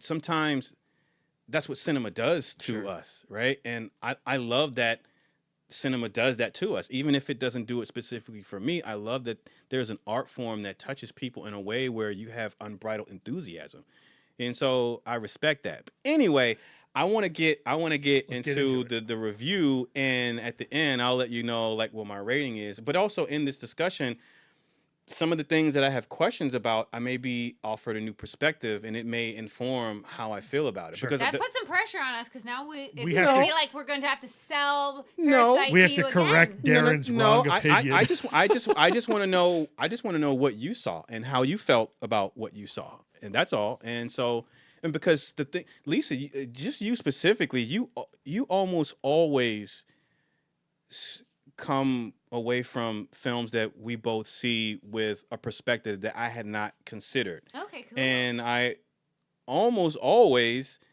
go back, and even if it may not necessarily change my rating on a film or how I feel about a film, it will at the very least change the way I think about a film. Oh, that's a nice compliment. And so I'm glad we got this recorded. I definitely appreciate that. So this was a movie that after I watched it, not only was I consciously not putting my rating on, but I was consciously anticipating and looking forward to the discussion because it is a film that warrants that.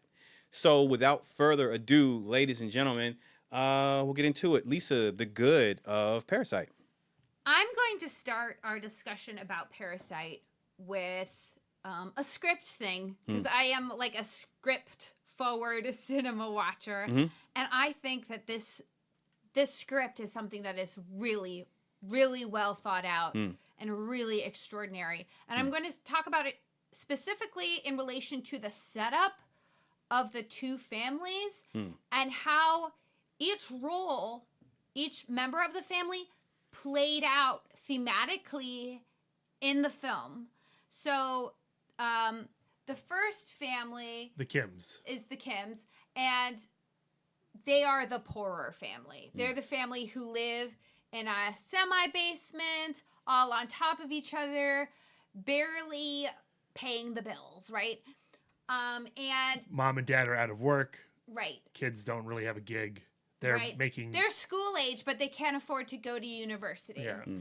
And Pizza boxes. exactly. So that is a good place to start with the pizza boxes. So they're looking for a way to just make enough money to pay for the Wi-Fi. So they've gotten this opportunity where they're delivered a bunch of flat pizza boxes that they are supposed to fold into shape. And they sit down as a family watching videos on how to assemble these pizza boxes. But when it's time to turn over the pizza boxes, the woman who receives the pizza boxes are like, a quarter of these are crap. Yeah. A quarter of these have not been assembled correctly, and it's undermining the entire value of the job that you did. And everybody looks at the dad. So the dad is this loser character who's kind of holding the family back. Like, you think about the other characters where the son is really good at making connections. Yeah. The daughter is a master con artist and forgery, like when it's time for her to make. So all of the other family members have something of value to offer, but the figurehead is impotent. And so and so I'm gonna leave that there. Now the other family, the rich family, The Parks. The Parks. So in that family, the family that they infiltrate, the family that they end up working for and worming their way into their life, they're not bad people. That's why the title of this film is so perfect, because there's not really necessarily a bad guy. It's just that these two groups of people do not relate to each other at all, to the point where they really don't. Because the Parks can afford to be nice. Yeah, exactly. As the mom says. So the father in the Parks, whose American name is Nathan Park, I don't understand that. Like, that's one part of Korean culture that I don't relate to. Like, why does everybody seem to have an American name, and why do they use their American names professionally? I find that very interesting. But Nathan Park is very successful. So he leaves all of the like kind of household work to the wife, and that includes like managing all of the household staff.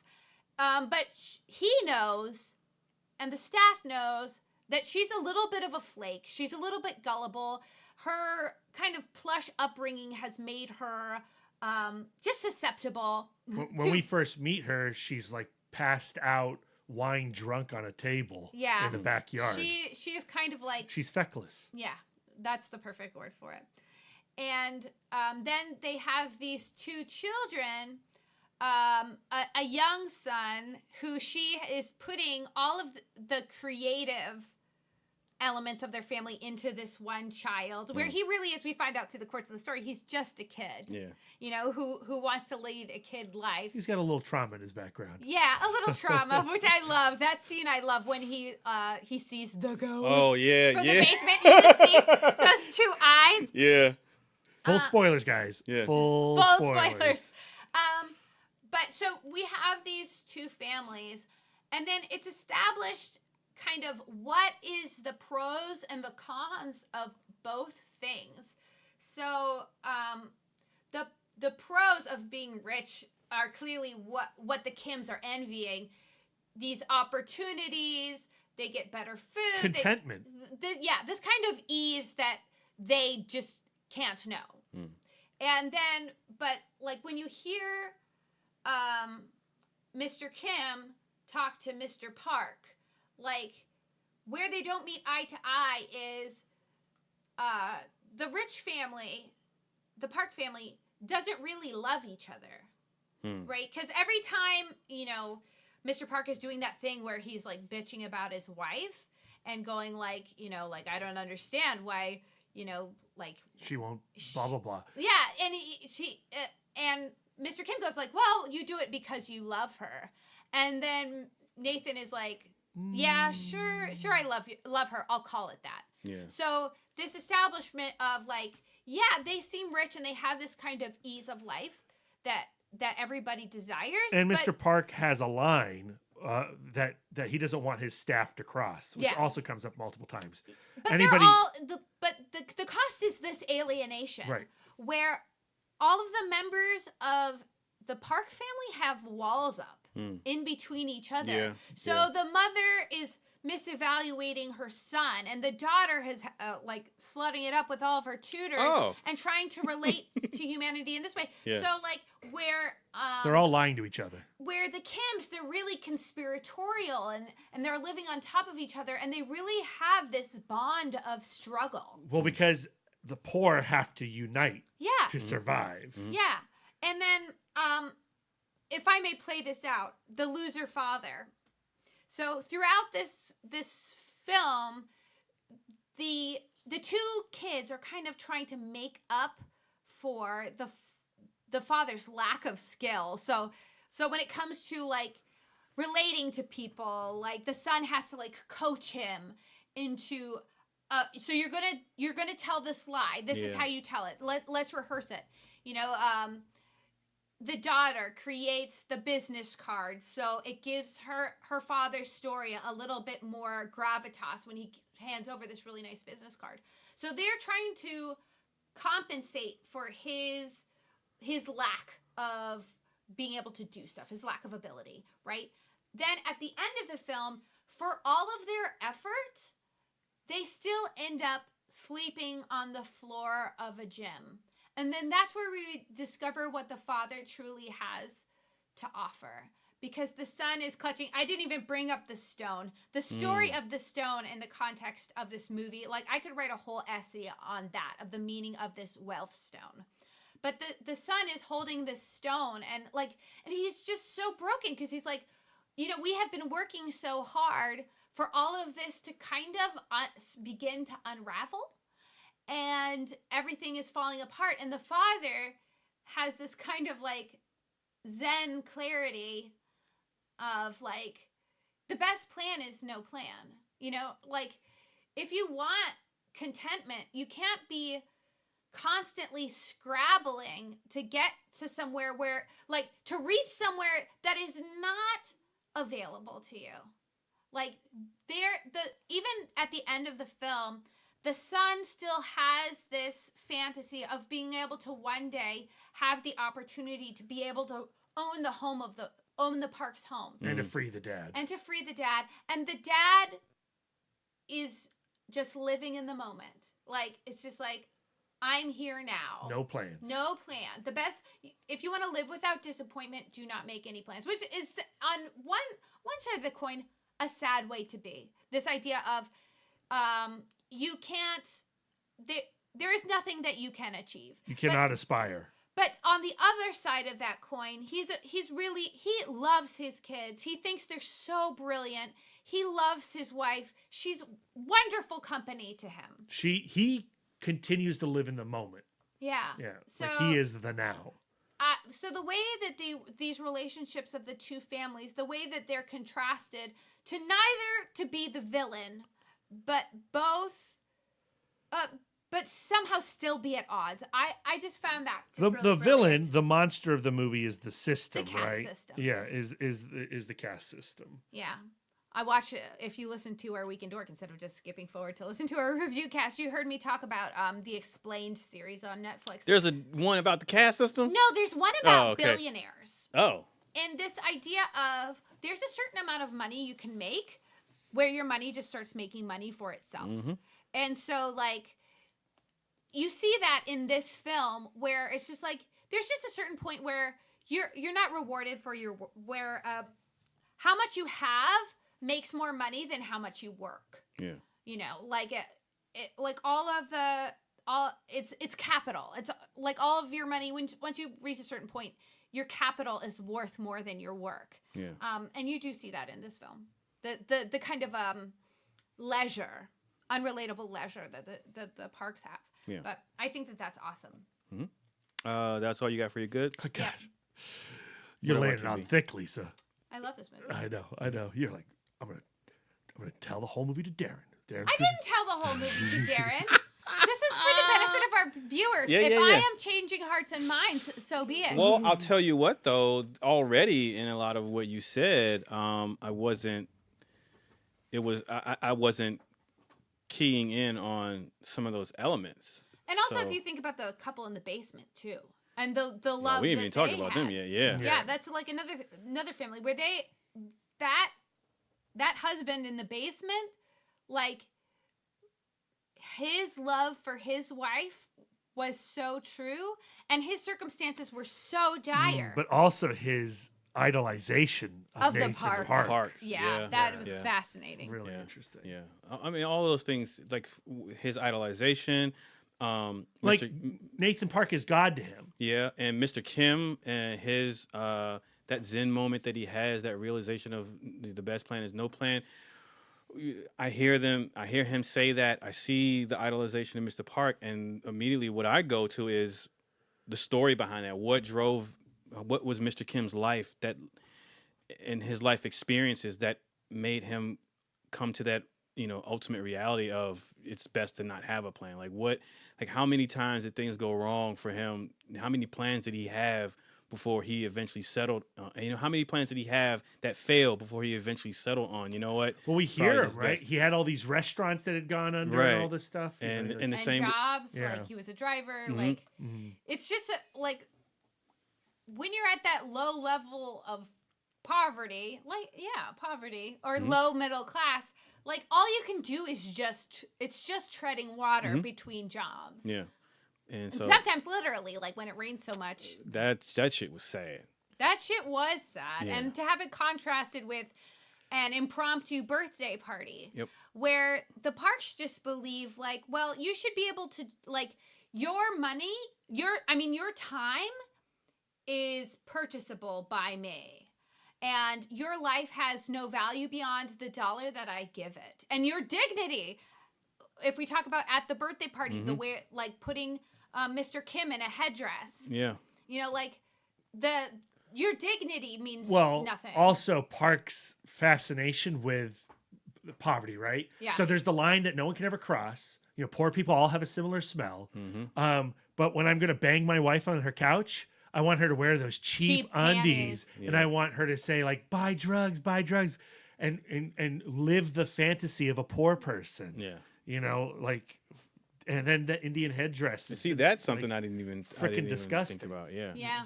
That idea of like the savage. Well, the savage is like, that there is a cartoon, There's an allure Yeah. to it Right. for them.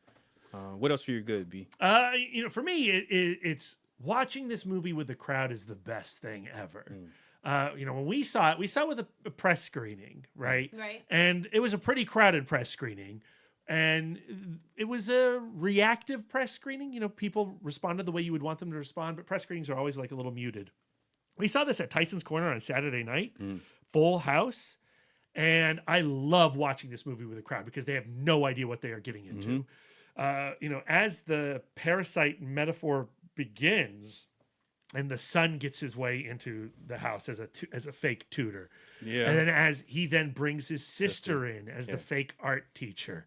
And then they bring their dad in as the fake driver. And then they bring the mom in as the nanny, and how they slowly push out the other poor people and infect and invade and delight in these gullible parks. Like, the audience loves it. Like, it's so funny. We're all having such a good time watching these people pull one over on these rich assholes. Mm-hmm. And on the second viewing, it all happens so much faster than I remembered. Right.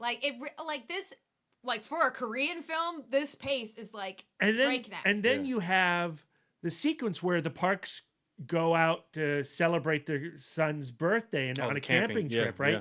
And so with them out of town, all the Kims go in and they just let loose in the house, and they're having a grand old time, drinking all their alcohol, playing all their records, eating all their food, including dog food. Yeah. They're having a blast. And then the doorbell rings, and it's the previous nanny. And she's like, "Hey, I left something in the basement. You mind if I go grab it real quick?" Like, sure. Go on down in the basement. She goes on down in the basement, and she's taking a long time. And then Mrs. Kim goes down in the basement. And she sees the original nanny, like, in the ceiling, like, on all fours, trying to push the shelf away, and she's like, help me, and that it had been jammed, and she helps her pull the shelf away, and we see a door, and your mind goes, what? WTF, what is this door? And then the music changes, becomes a little more sinister. Then they go down into the sub basement, and then that's when we meet the other man in the basement. And you're let me ask you, your first screening of that, what was your reaction? I could not believe it. Like, I was so stunned. Yeah. Was this revealed in any way in the trailer? No. Okay. No. Like, my mind was reeling, and you could hear her calling out to her husband in the basement. She's like, "Oh, honey, oh, you're there," and you're like, "What, honey? What? Who's waiting for what? What is happening? What is happening?" My mind is reeling in the first watch. Yeah. And then you realize that there is another poor family that has been here all along, Yeah. and this man who now has, who feeds on the drippings of the Park family. Yeah. And now they're all going to fight for those drippings, and they're going to tear each other apart to do it. Yeah. They're going to kill each other to do it. And then the movie starts to become, you're laughing, but now you're appalled and sad. Yeah. And then they kill. Yeah, they find themselves doing things that they would never imagine doing. Right. Yeah. And they kill the nanny by not, the Mrs. Kim By kicks her kicking her down down there. the stairs. And that is a great jolt. Yeah. She falls down, knocks her head, and she eventually dies of her wounds, driving, her husband mad even further. He was already a little tipped off. Yeah. And then we build from that point, like the mood is totally different. And we build to the proper birthday party where they're going to bring all their, the rich family friends. Don't bring your presents. We don't need any presents. Don't bring your presents, but bring your cello and, bring all your presents.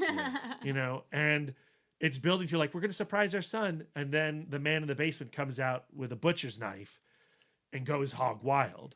And now everyone's stabbing everybody. Yeah. And the wealth stone gets cracked on the young Mr. Kim's skull. He goes down, and when he wakes up the next day, his sister's dead, his dad's missing, and he knows he goes and after time has passes, and he goes and he sees his dad's been sending a Morse code letter out at night, and he's like, "Well, my job now is to make as much money as humanly possible, so I can get my dad out of there." And we see that fantasy play out, and then we realize, it is a fantasy. A pipe dream. It's a pipe dream. And that's never going to happen. Yeah. And so it's like the movie is hilarious, thrilling, terrifying, sad, super Depressing. sad. Yeah. And I love that. And it's this massive condemnation on the class system, and what we all just accept as life for everybody else. Yeah. And I just think it's brilliant. Yeah. And then the performances are amazing. So good. Yeah. Did you want to talk about anyone specific? Well, I mean, I there's not a single one that I don't like. I love all of them. But of course, as Mr. Kim, Song Kang-ho, who's in all of Bong Joon Ho's movies, He is has a amazing. thing for the dads that just can't get their shit together. No, he plays them so well. Yeah, Like, he's yeah. a similar character in The Host. Yeah, and like to Lisa's point, like he's super pathetic. Yeah. But you also feel everything, and by the end, you totally understand how he got there. Yeah. And weirdly triumphant when he picks up that knife and puts it into Nathan Park. Well, the movie is building, right? Yeah. You understand like how. I mean, seeing his situation, seeing what happened to his family, seeing what happened to their sub basement, seeing Mr. Park tell him or Mrs. Park react to their quote unquote stench and how they're being viewed and how they're being seen, but also at the same time how they're not being seen. Yeah. Right. And so, at the very least for me, like when he picked that knife up, for me that felt inevitable. Yeah. Well, like, it's interesting because like his character has been like he always commented on like how nice the Parks were, that he really felt like on their face they were good people until he overheard them talking about him, The smell and all that and stuff. talking about the smell, and I think that it uncovered this like this resentment that I don't think him as a character felt before. Yeah. He never showed it. If at the very least, if he did feel it, he never gave a hint of it. But to go back to my original point, watching it with that AMC Tyson's Corner Saturday night crowd, and the movie is a roller coaster of emotions, to use that cliche, and it is a blast to anticipate people's reaction to it. And then when you all stumble out into the lobby and you hear everyone go like, I don't know. Yeah, they're like we were walking behind this couple, and the woman in the couple is like, "I'm processing." Yeah. That, and then another person was like, "Oh, dragged in the middle," and da-da-da-da.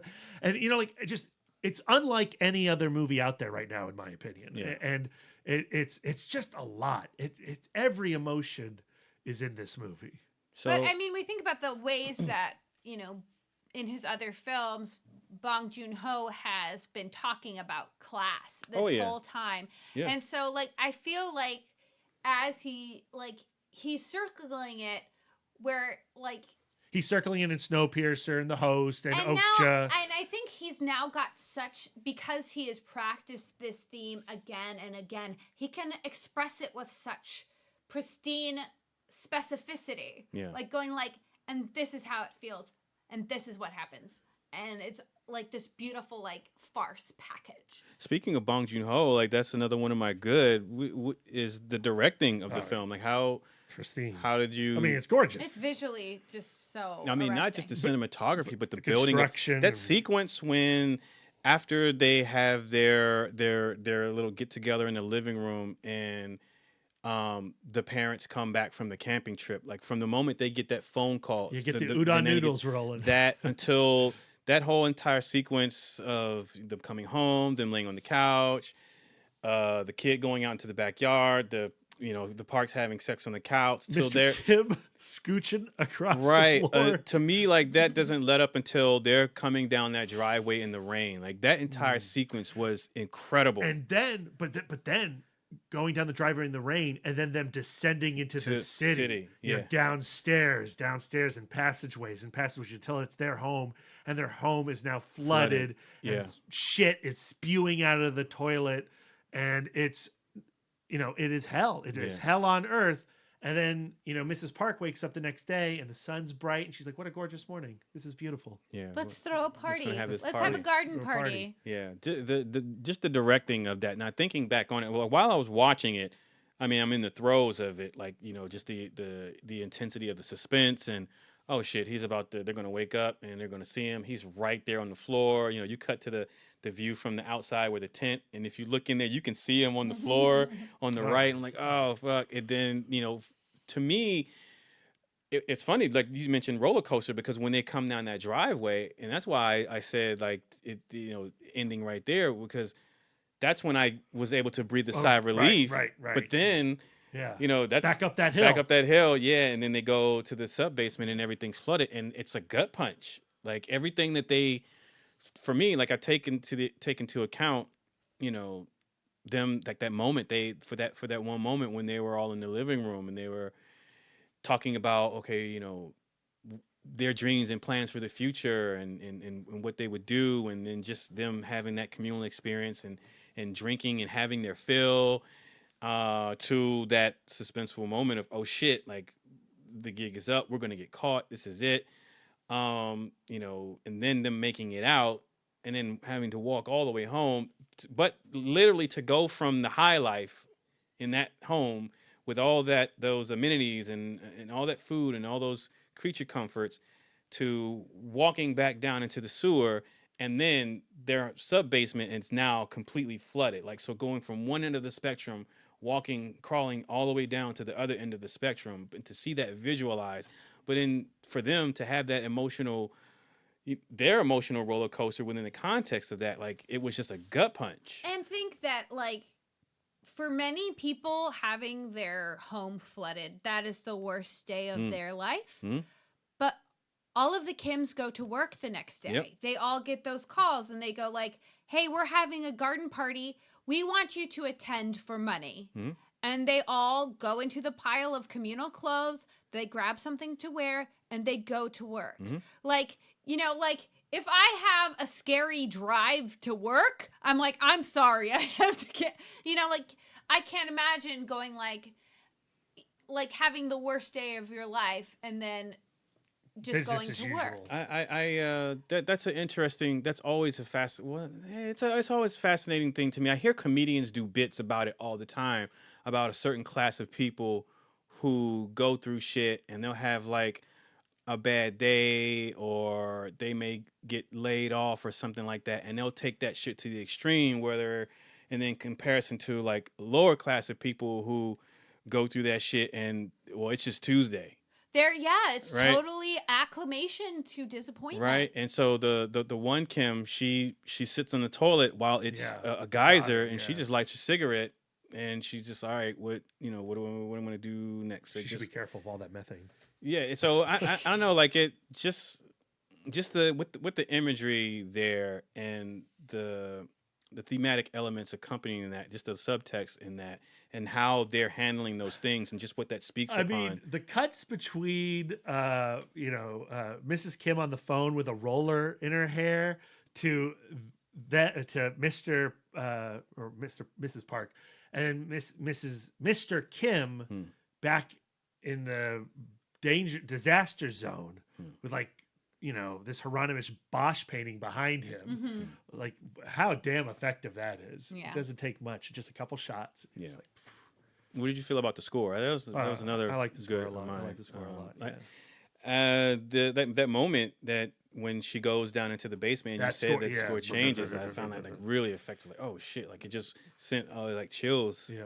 Chills running down my spine. The cinematography was great. I love the direction. I just love the tension building. I love the beginning and how the director establishes, like, with the Kim family, from them scrounging Wi-Fi nearby from their neighbors to them to the resourcefulness of, when you have nothing, you have to make do with what you have, and finding the joy in it. Like, when there's that drunk taking piss on their side of their window, and then the son goes out to spray a bottle of water on him, and then the dad's like, I'll go help, and he has a bucket of water, and then he splashes the son instead, and the daughter is through the window using her camcorder, her iPhone, to record it all. And there's like the Lockmay or some opera piece going on in it. As you were saying, like if somebody was pissing on my door, that would not be a moment for comedy for me. Or like a moment of beauty. Or like a moment of she's beauty. doing it in slow-mo. Yeah. There's beautiful music going on. Yeah. And just another Tuesday. You had mentioned something earlier about the contrast between the two families and how the Kims there are no barriers as far as like communications and things like that, whereas the Parks, they have this nice home, but within those homes they have literal and metaphorical walls. And do the Parks truly know their children? No. Whereas with the Kims, they're so close and comfortable that they can swear in front of the mom and dad. They talk openly and they communicate openly and they share. And so I found that contrast in retrospect, because again, that's another thing that while I was watching it wasn't something that just stuck out to me. It didn't stick out to me until like you had mentioned that. But when you mention it, I go, oh shit, like it's clear as day, like I can see that. And so that's something else that I say is a good about the film, and just the symbolism in that. All right, I'm trying to think about any more good. The directing, the acting, like all the performances. The mom, her when she's, oh my goodness, just that the Mrs. Kim or Mrs. Park? The Mrs. Kim character. Man, even the nanny, like the one who got fired.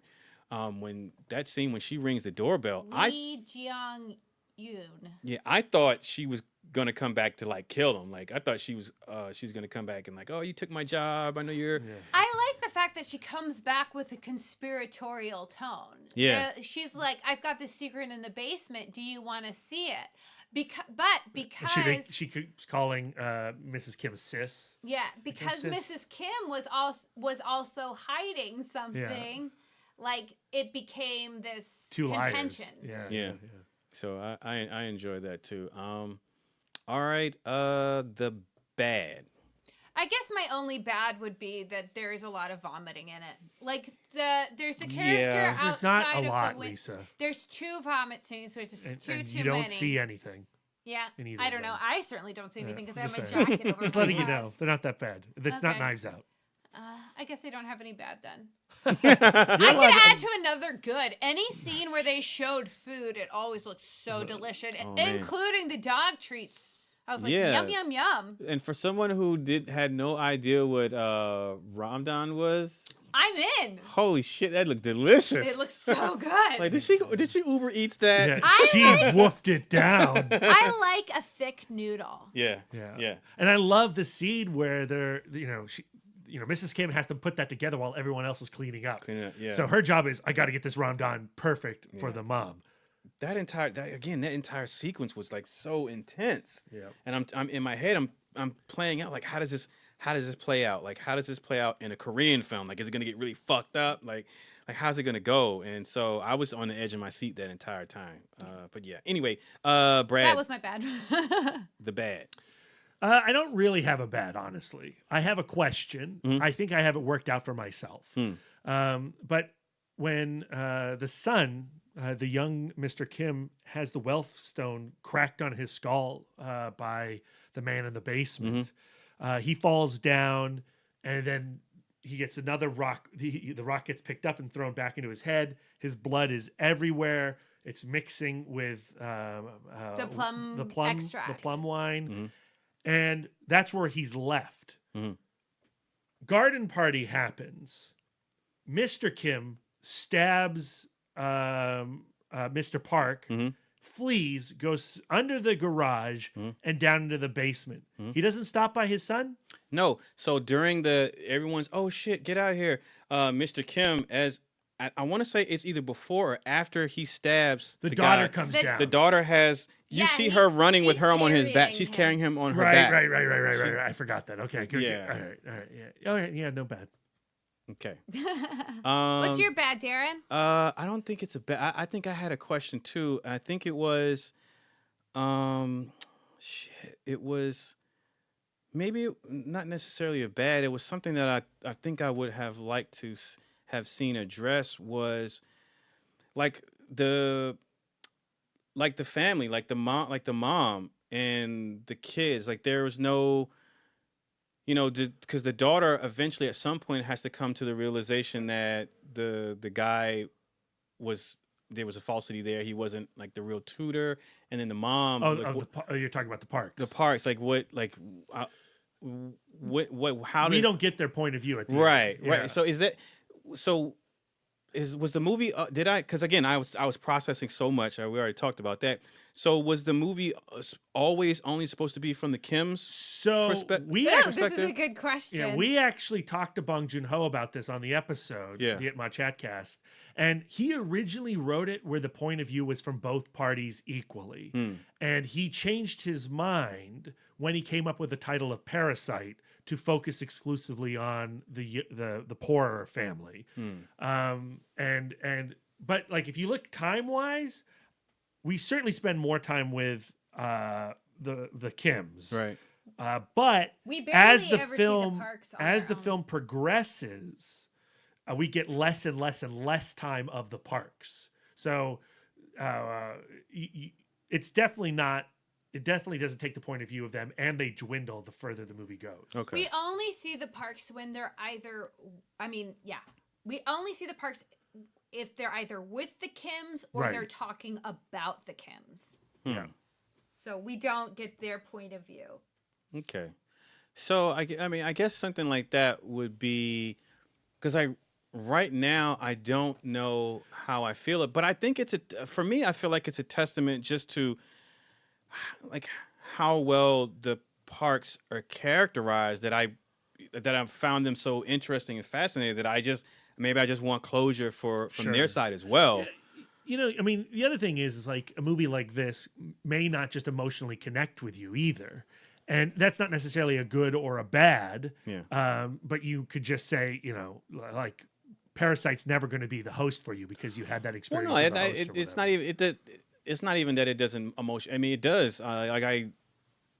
I found myself emotionally connecting to the Kims more so than the Parks. But as to what Lisa was saying, because the movie does not paint either of the two families as a bad guy or a clear bad guy, I was able to still find the Parks and their point of view fascinating, interesting. Like, what would make this family see or view themselves, their life, but also the life of a family like the Kims in the way that they do, and what would be their response to, you know, their life, or what would be their response to a family like the Kims as far as their interactions, and definitely what would be their response to the realization that you have someone of a lower class infiltrating your family, but also living in your basement. Well, when you have, like, if we go back to the metaphor of the title, like, a parasite leaves you worse. Yeah. Like, there are, like, there's, like, a scientific term where two species come together. Coexist. And they Symbiosis? coexist. Yes. This is not a symbiotic relationship. Like, the parasite drains from the host. And, so... Yeah. They're just worse off, and that's their story. They had a parasite, and now they're worse off. Okay. The Ugly. The Ugly. I guess The Ugly is how profusely I'm gushing about this movie. I'm coming across so biased. Stop. I think that the violence people can do to each other is ugly. I think class in and of itself, and the way that the system is set up, that the two outermost points of privilege are spiraling further and further away from each other to the point where there is no way to relate. Yeah. There is no way to, if you come from a place of privilege and you're a family that's living off of capital instead of work, there's no way you're going to be able to relate someone who can't get work at all. Yeah. And can't provide for themselves. I think that there's something brilliant about addressing this issue from the perspective of lack of understanding. Yeah. I think that just shows the ugliness of human nature. Yeah. All right, B. I think there's a lot of ugly in the movie, and that's what's so great about it. But the ugliest moment for me is when Mr. Kim finds the man in the basement tied and bashing his head against the light switches down there, sending Morse code to Mr. Park up above. And you really see how cracked the man in the basement is. Yeah. And this worship that he has created down there, by putting news clippings of all of Mr. Park's successes, and that idol worship is like the ugliest moment in the movie for me. Yeah. Which then builds to the man in the basement Yeah. unleashing after his wife has been murdered. And the crazy thing about that is, who knows how long he's been doing that Morse code. And again, like Mr. Park, like not even seeing it. A long time, and maybe he's been communicating with the young Mr. Park, the little kid. Yeah. It's just a matter of time. Because we saw in when he was camping outside, the kid is doing translating it poorly, but he'll get it. He'll get it eventually. Yeah. All right. My ugly is the unfortunate truth in a lot of the film. Like just what the like the truth in the caste system, like in that particular country and other countries. Our country, know, and how how it is the cause of a large portion of our problems in society today. And it's one of those movies that it's a mirror, and a lot of what's reflected in it is ugly. And so I think Parasite would be a great double feature with Jordan Peele's Us. Oh Jesus! Shit. Yeah. Oh wow. That's ugly. Yeah.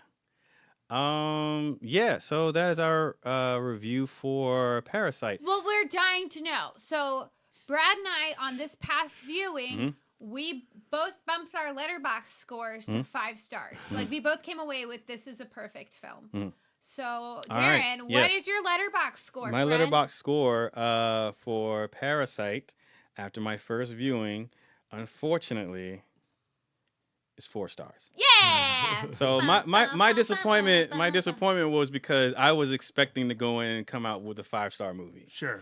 And again, not to say that, I mean, that's, I look at my letterbox, like look for the last time I've seen like a 4-star movie, right? It's still better. Like, I still really enjoyed it. But I again, I could tell, and even by just this discussion. So now the things that I said that you both brought up that I had not considered, because I have that insight now and that particular perspective, I'm going to take that with me into my next viewing of the film. It's such a good second viewing. I could tell. It's one of those movies where I could tell while watching it, it's going to be a play better the second time. I mean, as much as I'm digging it right now, there's just so much stuff. There's so much symbolism. There's so many thematic elements going on. There's so many things that I knew that there were things in there, that there's something in this thing, what's going on right now, what I'm seeing, that there's some subcontext that I'm just not thinking about or getting right now. I would bet anything on it. And I could feel that. I could feel that in the film. The film is so rich in that way. So I wouldn't be surprised if, when I go back on a rewatch, if I don't come away feeling like, this is a 5-star movie. I think the first time I watched it, I fell asleep soon after discovering the housekeeper in the basement, and then I woke up at the garden party, and I was like, 4 stars. So what was your reaction to the stuff that you missed? Like, so on the second watch? On the second watch, like having slept through the climax of the movie, as I also did on Ad Astra. No. Like I'm like, I just find a good movie so soothing.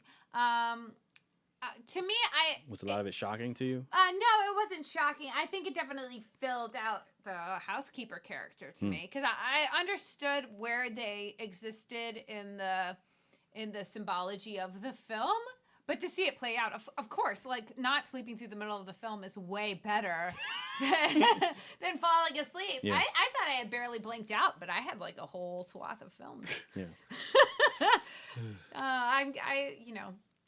Film festivals are hard.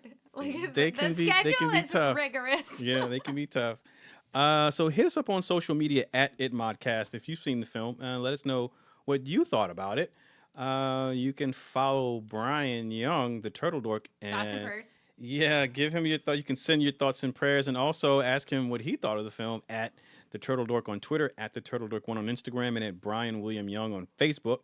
And Wife Dork is at Sidewalk Siren and at Bake Dork on Instagram and Twitter. and she is also at Sidewalk Siren on Letterboxd. Correct. What are you looking forward to this week? What's Oh shit, I forgot. What am I looking forward to this week? Jojo Rabbit. Oh yeah, Jojo Yes. Rabbit. Getting to see it on the big screen again. Yes. Great British Bake Off Collection 7. That's a new series? No, I mean, new it's- season? No, I mean it's been on. Oh. Like it's been on.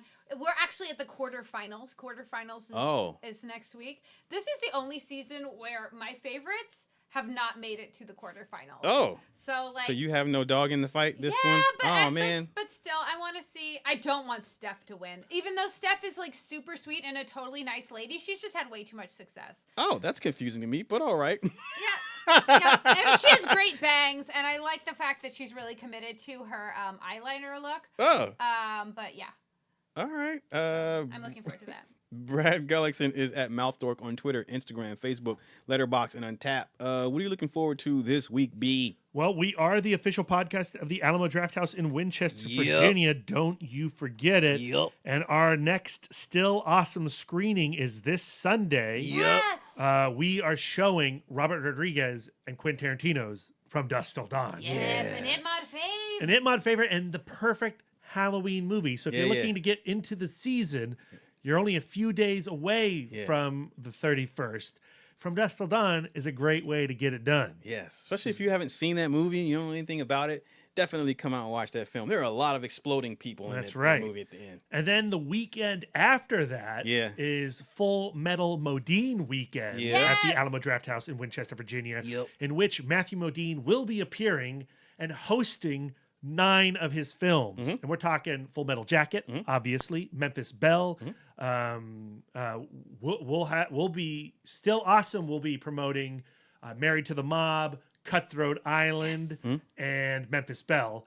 But we should also pay particular note to And the Band Played On, which is an HBO original movie that's only That's played right. theatrically once at the New York Film Festival. That's right. HBO specifically made this DCP for this screening. Oh, so wow. this is a major big deal. Holy shit. If you see only one movie at Full Metal Modine weekend, it should be that. And then the final film on that Sunday, the 3rd, is going to be a secret 35 millimeter screening. Darren, I know what it is, and I will tell you off air. Yay! Our future is so bright. Yeah. We got to wear some Because shades, guess what? man. On the 18th and 19th of November, Jesse and Leonard Maltin will also be at the Alamo Drafthouse in Winchester, Virginia. And they're going to join us for that podcast as well. Oh, yeah. And did I mention Matthew Modine's going to be on the In the Mouth of Darkness podcast? So No big deal. No big deal. Whatever. yeah. Happy 10 years to the Alamo Winchester. 10 years. High fives all around. Yay. I am Darren Smith, the Disco Dork on all social medias. This week I'm looking forward to Human Lost. It's an anime that's playing theatrically in limited release. I'm looking forward to Black and Blue. I think Yeah. I'm looking forward to that. Great cast. Countdown. Yeah, Is that I'm what it's called? looking forward to Countdown. Yeah, yeah. Countdown and Jojo Rabbit. I'm going to get it. Check out man. a limited release. It's not that good, Darren. You're not going to like it. Keep those expectations low. I will. It's garbage. Okay, I will check my expectations. But also on Saturday, I'm looking forward to hanging out with the Sears. I have not been over their house in a while, and they're having their little Halloween shindig. So I would like just to... bought, Brad doesn't know, but I just bought my costume, and it goes with the costume Brad already has. This will be our first couple's costume. Shut up. So y'all are going? Yeah, we're going. And you're wearing a costume, Brad? I gotta Yes, be he there. is. Sure am. I He gotta didn't be know, there. But he thought it's just like, he's like, yes, Lisa's too busy to craft a costume. And so we're both out of, we both don't have to wear costumes, but I just thought of something. And I Foolish just bought Brad. it on Amazon. Is it the thing we were talking about before? Ooh, what were we talking about before? The bed sheet ghosts? Oh no, Brad wanted us to do. He wanted to do us both as Michael Myers. Yeah, no. I was going to be Mike Michael Myers. Myers wearing the bedsheet ghost, and you were going to be Casey Affleck Oh yeah, from a Ghost from Story. Ghost Story. And it's just gonna be me crying into a pie. You should be. I was gonna say you should be Casey Affleck with the sheet, and you should just walk around with a pie. Oh yeah. Oh, regret. Too easy. That's a pretty good one. That's a great one. I may have just changed my mind. Can I buy a pumpkin pie costume on Amazon right now? So yeah, now that's the most anticipated thing I'm looking forward to this week is that party. So shout out to the Sears. I should probably RSVP to that. Yeah, we both should. Yeah. Oh, we have I think to I do did. There's no way they've been listening to this podcast for like It doesn't 3 matter. hours. We're gonna be there. Okay. Yeah.